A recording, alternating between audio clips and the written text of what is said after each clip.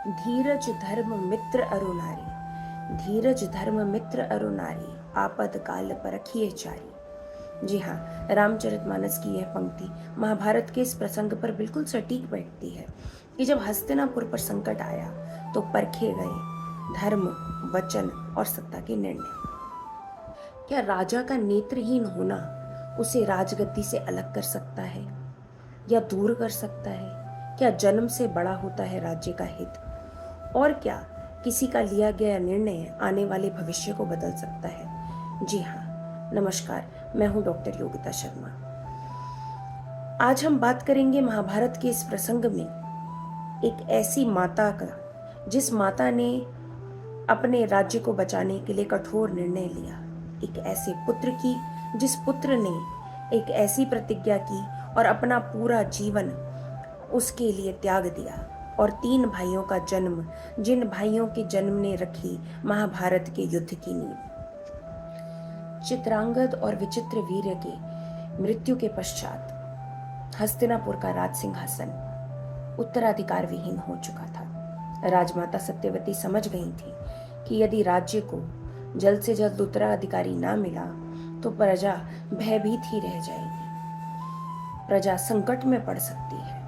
इसी कारणवश उन्होंने भीष्म को आज्ञा दी और भीष्म से यह प्रश्न भी किया कि वे अंबिका और अंबालिका को स्वीकार कर राज्य को उत्तराधिकारी दें। परंतु भीष्म तो भीष्म थे, वे अपने प्रतिज्ञा पर अड़े रहे। उन्होंने राजमाता का ये प्रस्ताव अस्वीकार कर दिया।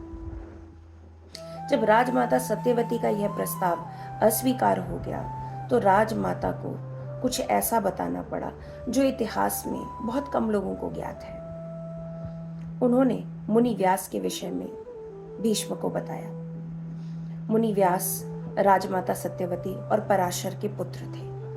उन्होंने भीष्म से कहा कि वह मुनि व्यास को हस्तिनापुर लेकर आए। मुनि व्यास एक तरफ कठोर तपस्या में विलीन थे। जैसे ही भीष्म वहां पहुंचे, मुनि व्यास ने उनका स्वागत किया और मुनि व्यास उनके साथ स्वयं चलकर हस्तिनापुर आ गए। राजमाता से उनका वार्तालाप हुआ। अपनी मां को प्रणाम कर कर उन्होंने आज्ञा मांगी कि वे क्या चाहती हैं। राजमाता सत्यवती ने विवश होकर मुनि व्यास से कहा कि अब उनका कोई पुत्र, कोई उत्तराधिकारी नहीं रह गया है। चित्रांगद और विचित्र वीर्य की मृत्यु हो चुकी है, तो अब उनका पुत्र जो मुनि व्यास है वही केवल बचे हैं और उन्हीं का धर्म है कि वे राज्य को उत्तराधिकारी दें। उन्होंने प्रसन्नता से अंबा और अंबालिका को स्वीकार कर लिया। परंतु अंबिका जब उनसे पहली बार मिली तो उनका कठोर स्वरूप देखकर वे अत्यधिक घबरा गईं और उन्होंने अपनी आंखें बंद कर ली। होना क्या था? एक ऐसे पुत्र का जन्म हुआ जिसका नाम था धृतराष्ट्र, जो कि नेत्रहीन पैदा हुआ। जहां तक बात है अंबालिका की, अंबालिका ने जब पहली बार मुनि व्यास को देखा तब वे अस्वस्थता से पीली पड़ गई और जन्म हुआ एक अस्वस्थ बालक का, जिसका नाम था पांडु।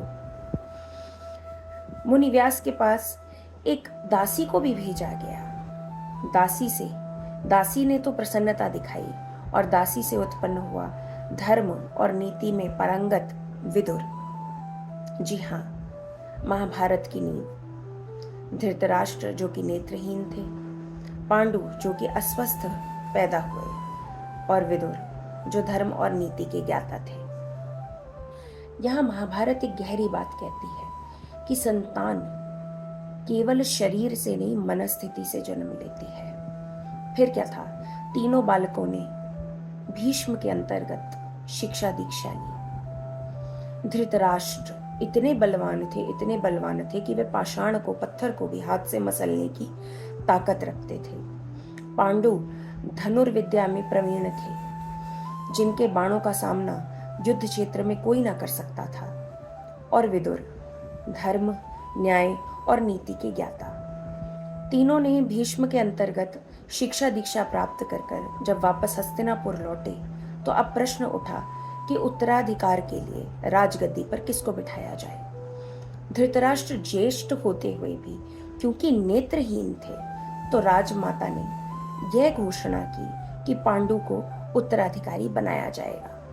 इस पर काफी चर्चा हुई कि पांडु को उत्तराधिकारी क्यों बनाया जाए, पांडु को राज सिंहासन पर क्यों बिठाया जाए, जबकि पांडु तो छोटे हैं धृतराष्ट्र से। ऐसा कहा गया कि उत्तराधिकारी ऐसा होना चाहिए जो युद्ध क्षेत्र को स्वयं अपनी आंखों से देख सके, जो दुश्मनों का सामना कर सके, जो सारी सीमाओं का और सारी लक्षणों का आकलन कर सके कि युद्ध में आने वाले समय में क्या होने वाला है।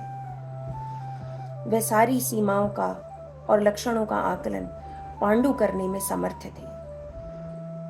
तो पांडु को उत्तराधिकार दे दिया गया और यही कौरवों और पांडवों के युद्ध की नींव या जड़ बन के रह गया।